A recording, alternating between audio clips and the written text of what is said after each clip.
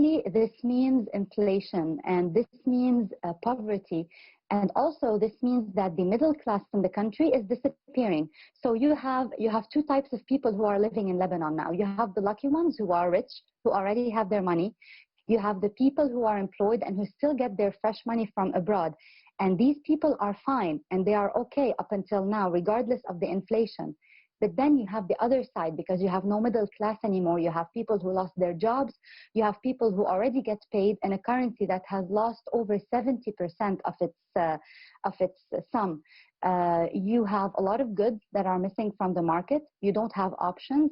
And in addition to that, you have many jobs that have lost their value. So many of the people have also lost their jobs in the market here. And as we talk about the Lebanese pounds, I know you said it's lost around 70% of its value. Some say that's over the past month. Others say about 80% since October. What sort of prospects are there currency-wise for the local currency, and any alternatives, as even foreign currency is also now starting to run out as well? Well, basically what people started to do, some entities, some communities, they literally started to trade their goods. So if you're not from the middle class because it disappeared, then you're poor because you don't have money. So you want to preserve what is left of your cash.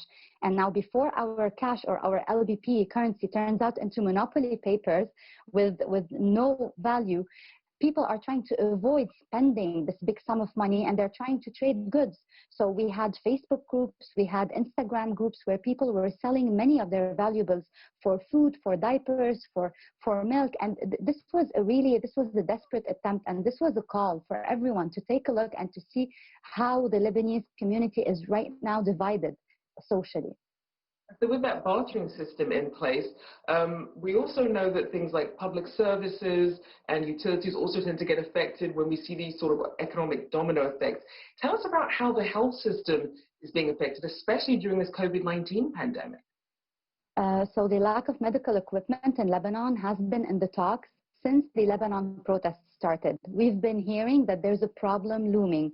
We always had a problem of the availability also of medical beds in Lebanon, because you have private companies with insurance, and then you have the social insurance, social services in Lebanon that basically offer support for people who are employed independently or through the state as well.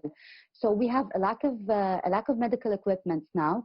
With coronavirus spreading, you could imagine how many people would need to be hospitalized, but there wouldn't be enough beds.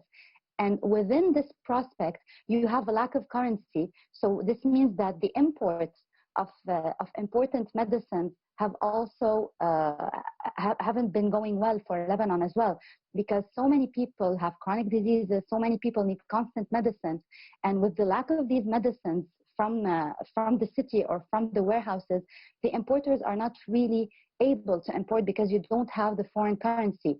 So this means that also within this pandemic, we are not really headed towards a very good place in terms of hospitalization or medical or medicine availabilities in the country.